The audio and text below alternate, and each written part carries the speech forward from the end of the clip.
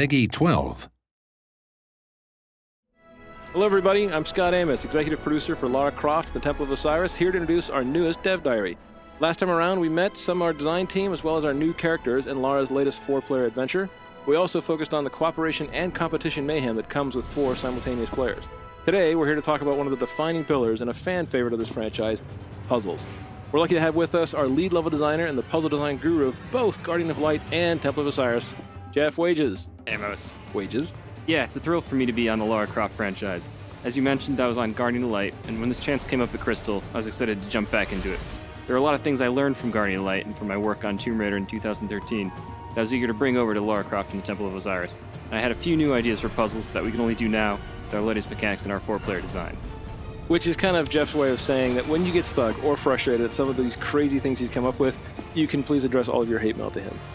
Nah, they'll be fine. It's never about punishing the player. He places a huge emphasis on visual language to make sure that the puzzles are communicating themselves to the player.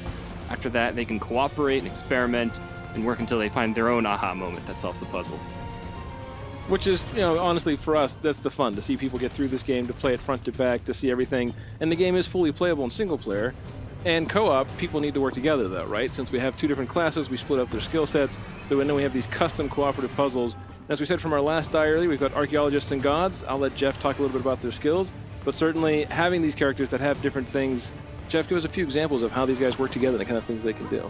Sure, so the grapple line is a returning feature from Guardian of Light. It gains a powerful ability with 4 players, and that each player is their own grapple point, so you can maneuver in a lot of new and exciting ways. The Egyptian gods bring the Staff of Osiris to the table, which shoots a beam of light which solves puzzles and can manipulate anything in the world that has these glyphs of Osiris baked onto them. So even like, when you had Teltec and Lara, where you had kind of these 2 different classes that were split up in the last game, right? Now we're talking about having these kind of puzzles where people not only have to work together, but even on the timing side of it. We talked about it with the last playtest. We watched people playing, saying, okay, I'm going to hold the staff, 1, 2, 3, and then they let go too early. Their friend jumps across, dies in the pit of spikes. Those seem like those great kind of cooperative puzzles that we're kind of striving for. Exactly. It's one of the fun challenges of designing puzzles that can scale from 1 players to 4 players. We try to add new interactive elements as more players enter the game. One of the simple examples that you'll see here is that in single player, Lara must manipulate the mirrors to destroy the rifts in Duat using the Staff of Osiris. Whereas in co-op, one of the gods must use their staff to lower this platform while Lara manipulates the mirror, and then another one shoots the staff to destroy the rifts. And it's just one example without giving too much away. And I know we have one particular snake boss called Apep that you'd put together, so you want to tell us a little bit about that guy? So yeah, this is Apep. He had rather humble beginnings. It was me, the designer, who first modeled and animated him and threw him into the game. And the first prototypes had these weak spots on his back that only the Staff of Osiris could affect. And then even after single player, I remember we'd actually done it once where you had bunches of mirrors around the level, and then for multiplayer you started upgrading that a little differently.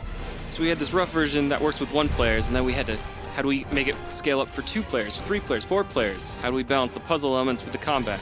It's really taking these really bare-bone ideas and iterating through them with the rest of the team to bring it to its full fruition. It's important with these types of action puzzles and bosses that the player should know immediately what they need to do, and the real challenge comes from executing and working together to get that done.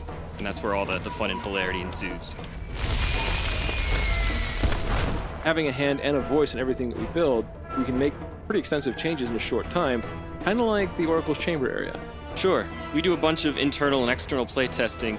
This is one area where we really felt the need to inject a new flavor, a new theme into the game. So here's where we highlighted one of the elemental effects that hadn't gotten a lot of attention yet from us, which is poison. And this gave our artists an excuse to go crazy with the green, and the designers re-authored the combat to focus on poison. We took one of our highest rated challenge tombs from later in the game and gave it a poison flavor and installed it here as a puzzle gateway to the Oracle.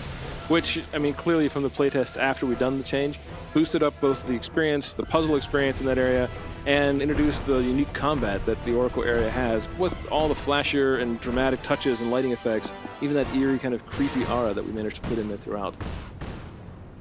So everyone, we hope you enjoyed another sneak peek into some of the new puzzle elements coming in Lara Croft, Temple of Osiris. Thank you, Wages, for walking us through what it takes to build some of these crazy puzzles. We're super excited to put the finishing touches on Lara Croft and the Temple of Osiris. You can all play it on December 9th, 2014 on Xbox One, PS4, and PC. See you all online.